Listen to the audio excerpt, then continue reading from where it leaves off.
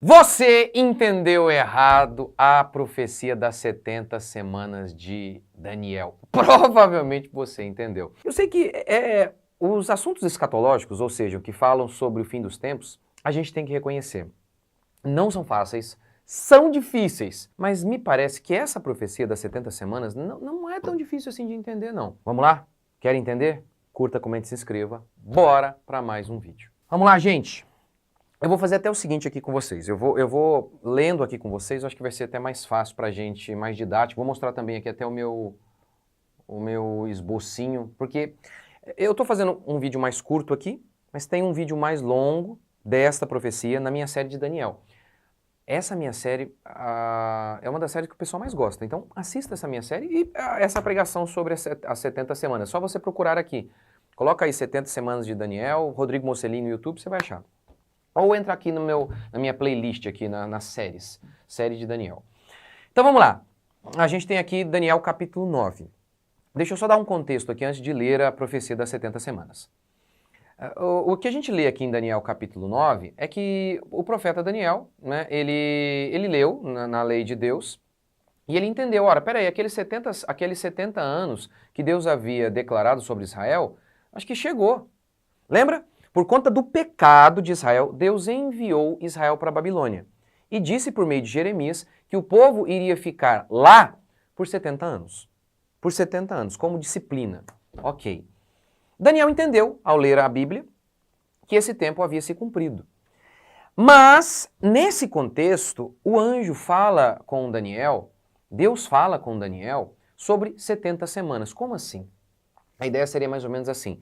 Daniel, talvez você está pensando que esses 70 anos de disciplina de vocês resolveu o problema do pecado e agora Israel vai voltar para casa e está tudo resolvido. Mas não, há outros setes aí, há outros 70 aí, Daniel, para resolver o problema do pecado do povo de Deus. Tanto é que é isso que a gente lê aqui, ó, verso 20, Daniel 9. Falava eu ainda e orava e confessava meu pecado e o pecado de meu povo e lançava minha súplica perante o Senhor. E aí, verso 24. 70 semanas estão determinadas sobre o teu povo e sobre a tua santa cidade para fazer cessar a transgressão. Ó, Daniel, talvez você pense que o problema do pecado foi resolvido agora. Não, Daniel. Os 70 anos se cumpriram, o povo vai voltar para casa? Não. Tem outros 7 aí, Daniel. Tem outros 70 aí que a gente precisa falar para resolver de fato o problema do pecado. E aí ele vai falar sobre Jesus Cristo. É uma profecia sobre Jesus Cristo, sobre a morte de Jesus Cristo e a destruição do templo no ano 70. Também sobre a reconstrução do templo. Então vamos lá. Para trazer justiça eterna, para selar a visão. Verso 25. Sabe e entende, desde a saída da ordem para restaurar e para edificar Jerusalém, até ao ungido, ao príncipe, 7 semanas e 62 semanas. As praças e as circunvalações se reedificarão, mas em tempos angustiosos. Como a gente lê lá no livro de Neemias, que eles reconstruíram a cidade, os muros, o templo, e com inimigos os perseguindo. Neemias deu para eles uma espada numa mão e uma pá na outra, para construir e ao mesmo tempo lutar. Verso 26. Depois das 62 semanas, será morto o ungido. Então a gente tem são 3 períodos aqui. 3 períodos. A gente tem o primeiro período, das 7 semanas, depois o segundo de 62 semanas, e o terceiro, que é um período mais curto, da última semana. Vou até colocar isso aqui daqui a pouquinho. Verso 26. Depois das 62 semanas, que é o segundo período, vai se iniciar o terceiro período, que é a última semana. Nessa última semana, será morto um ungido e já não estará, que é Jesus. E o povo de um príncipe, que é Tito aqui, que há de vir, destruirá a cidade. Isso aconteceu no ano 70. E o santuário. E o seu fim será num dilúvio. E, depois disso, o templo foi destruído. Aí continua a história. E até o fim, que é a volta de Jesus Cristo, haverá guerra, como de fato tem acontecido. Rapaz, eu até arrepiei aqui. Eu não sou pentecostal, mas é assustador como a precisão bíblica das profecias. É assustador. Desolações são determinadas. Ele, quem é esse ele aqui?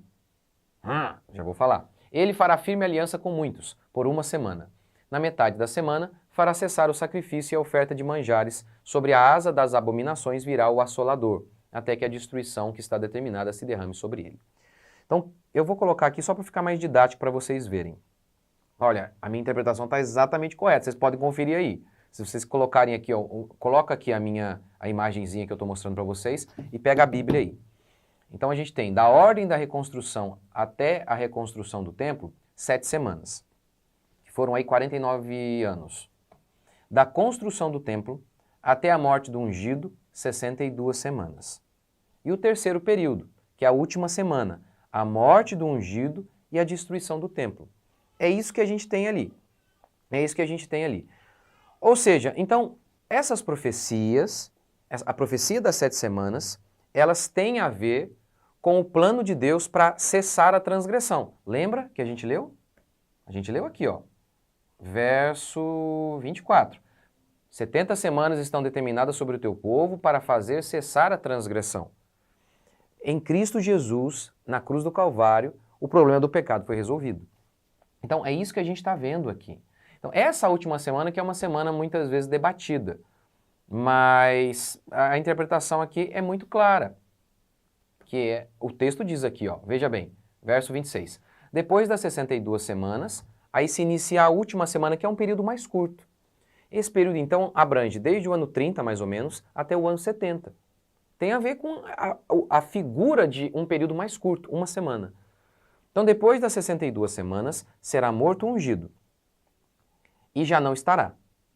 Então, Jesus é morto, entre o ano 30 e o ano 33. E o povo de um príncipe que há de vir destruirá a cidade, isso no ano 70. General Tito sitiou a cidade, e no ano 70 ele invadiu, destruiu o templo, e acabou com tudo, inclusive o povo de Israel foi espalhado pelo mundo, só voltou a ser nação em 1948. E até o fim haverá guerra, como tem havido aí desde o ano 70. Isso aqui é interessante porque quando Jesus fala lá em Mateus 24 sobre as guerras que haveriam de acontecer, isso é assustador porque o Império Romano estabeleceu uma pax, a Pax Romana. E falar naquela época de guerra, quem seria forte o bastante para enfrentar os romanos? Então, parecia algo atípico falar em guerras naquela época. E Jesus falou que ainda haveriam guerras. É assustador, então, quando você lê a Escritura, é assustador o nível de detalhes. São muitas profecias. Esse é o caráter bíblico. Por que a gente diz que a Bíblia é a palavra de Deus? Por quê? Porque homens não conseguem prever o futuro. Agora, você lê isso aqui, é assustador. E vejamos o verso 27. Ele fará firme aliança. Quem? Quem é o ele? Quem é o pronome aqui? Ele. É Jesus. É Jesus quem fez a aliança com muitos. Na metade da semana ele fez cessar o sacrifício. Por quê? Com a morte dele. Jesus faz aliança, lembra? Eis que estabeleço com vocês nova aliança. Logo em seguida ele morre. É o que o texto está narrando. Ele faz uma aliança com o seu povo e ele faz cessar o sacrifício. Lembra que quando Jesus morre, o véu do templo se rasga? Por quê? Lá dentro do templo era o lugar simbólico da presença de Deus e estava vedado ao homem por conta do pecado. Mas Cristo faz cessar a transgressão. Ele é o Cordeiro de Deus que tira o pecado do mundo. Ele é o Cordeiro de Deus que tira o pecado do mundo. Então, ele é quem faz a aliança com muitos por uma semana. Na metade da semana, ele faz cessar o sacrifício. Por quê? Tendo Jesus morrido, não há mais necessidade de sacrifício.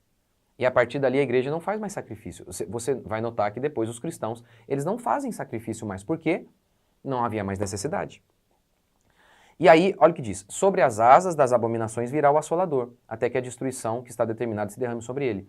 Quem que é o assolador aqui? É o general Tito, que veio e destruiu o templo e acabou com tudo. Essa é a interpretação. Eu vou até colocar aqui, ó, o meu esbocinho, lá para o finalzinho aqui, ó, que os dispensacionalistas colocam essa última semana aqui, lá no fim dos tempos.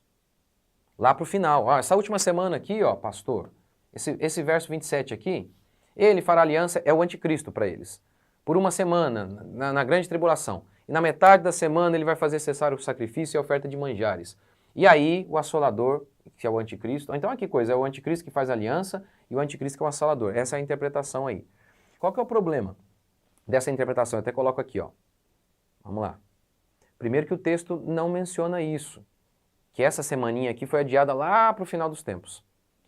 Quem faz aliança é o Messias. E esse é o grande problema, na minha opinião. O Messias é morto na última semana. É isso que a gente lê ali, ó. Lembra? Olha o verso 22. 26. Depois das 62 semanas será morto o ungido. O ungido, ele é morto na última semana, então. Ó, se encerra o período das 62 semanas, aí tem a última semana. O ungido, que é Jesus, será morto na última semana.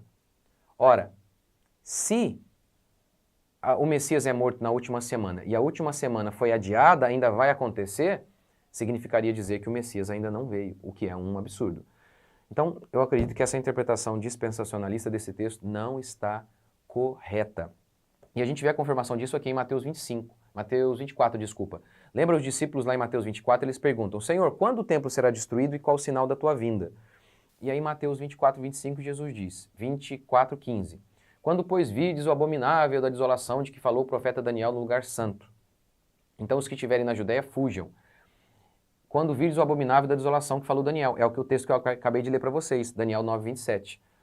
Que foi Tito, que entrou no templo, que profanou o templo, que destruiu o templo. Então Jesus está dizendo, olha, quando vocês virem Jerusalém sitiada, quando vocês virem isso acontecendo, o general Tito invadido, vocês têm que fugir.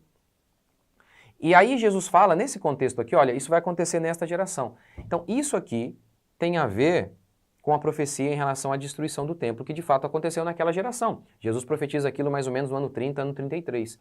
No ano 70, o general Tito, ele destrói tudo.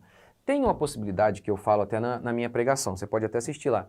Será que talvez isso aqui tenha duas aplicações? Uma que já aconteceu, esse verso 27 aqui, uma que já aconteceu e uma que pode acontecer? Pode até ser, mas o que é mais certo, e eu falo disso lá na minha pregação, mas o que é mais certo é essa interpretação que eu acabei de dar, que tudo isso aqui já se cumpriu. Tudo isso aqui já se cumpriu. Alguns também podem dizer assim, não, talvez essa última semana aqui diz respeito à primeira vinda de Jesus até a segunda vinda. Qual que é o problema disso? O problema é que 7 semanas tinham a ver com 49 anos, um período mais curto. 62 semanas, foram 430 anos mais ou menos. E aí uma semaninha só. Essa última semana eu estou interpretando que tem a ver com a morte de Jesus, ano 30, até o ano 70. Então uma semana tem a ver com algo mais curto. Se encaixa mais, tem mais harmonia ao interpretarmos que essa última semana tem a ver com esse período do ano 30 da nossa era até o ano 70. Da morte de Jesus no ano 30, mais ou menos, até o ano 70 em que General Tito destruiu todas as coisas. Então essa seria a interpretação, na minha opinião, clássica e mais correta sobre as 70 semanas.